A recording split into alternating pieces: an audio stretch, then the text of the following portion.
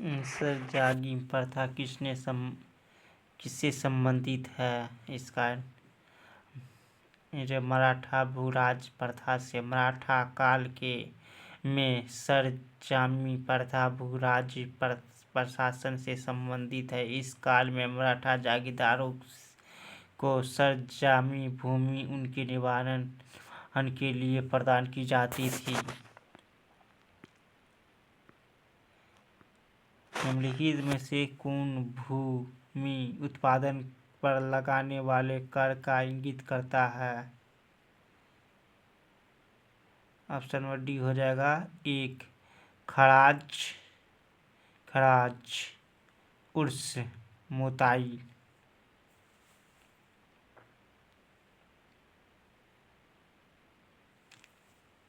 खराज, ours और मोताई भूमि उत्पादन पर लगने वाले कर को इंगित करता है, जबकि खुमत भूमि उत्पादन पर लगने वाले कर नहीं अपूर्ति खस लूट का धन था। खुस्म युद्ध में अस्त्र शत्रु राज्य की जनता से लूट में प्राप्त होता था। इस लूट का 4/5 भाग सैनिक में बांट दिया जाता था और 1/5 भाग राजकोष में जमा होता था।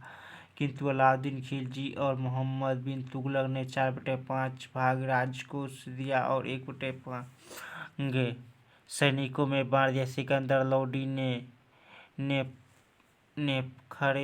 गड़े हुए खजाने से कोई हिस्सा नहीं लिया।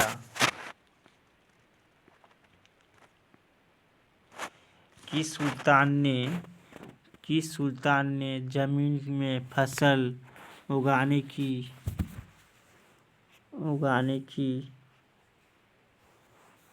न पाई का राज्य किया था?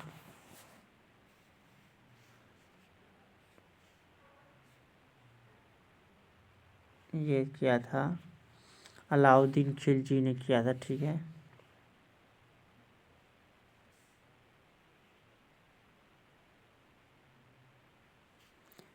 अलाउद्दीन खिलजी दिल्ली सल्तनत का पहला सुल्तान था जिसने भू-राजनीति में कुछ परिवर्तन किए थे। उसने उपज का 50% भूराज के रूप में निश्चित किया गया, जिसे अनाज के लिए रूप में लेन-देन के लिए जोड़ दिया गया। उसके पूर्व बलबन और उनकी नहीं लिया। मोहम्मद बिन तुगलक के काल में भी भूमि कर की दर अलाउद्दीन की भांति 50% की, जहां अलाउद्दीन के राज्य निर्धारण भूमि पैसाई के आधार पर किया जाता, वही मोहम्मद बिन तुगलक के बिना पाइमाइंस के अनुमान के आधार पर राज्य की निर्धारित किया जाता। यद्यपि इस प्रश्न का विकल्प सी बिहार लोकसभा का आयोग भी। शेख बहाउद्दीन जाकिर किस प्रताप के थे?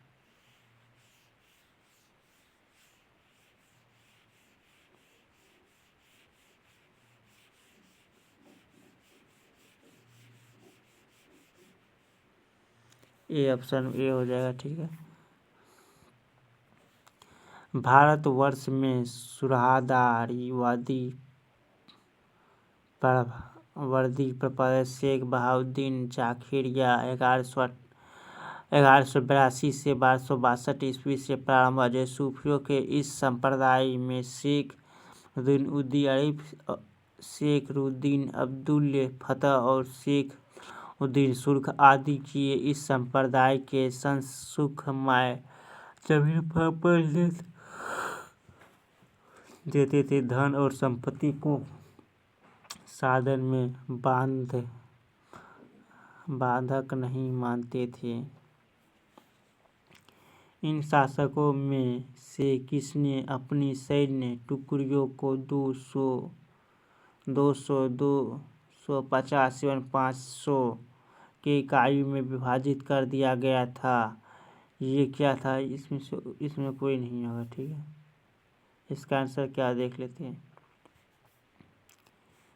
इस्लाम शाह शेर शाह का पुत्र था। इस्लाम शाह ने पूरे उत्तर भारत में लगभग 8 वर्ष तक शासन किया और उसने मृत्यु 1553 में हुई और इस्लाम शाह ने ही अपनी सैन्य टुकड़ियों को 50 और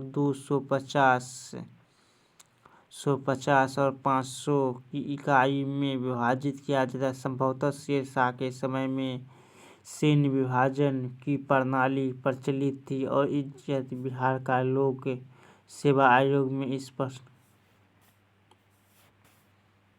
जवाबीत का संबंध किससे है? जवाबीत का संबंध राज्य कानून से है। बीपीएससी 1994 में पूछा गया है।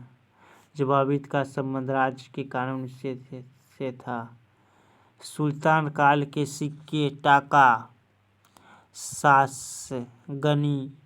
ससगनी एवं जीतल किन धातुओं के थे?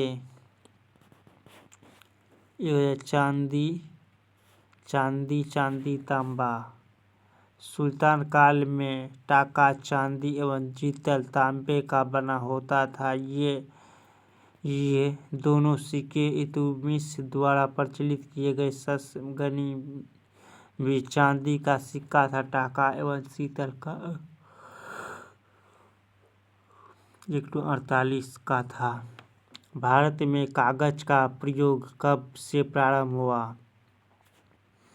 ये 12वीं शताब्दी से शुरू हुआ। धन्यवाद।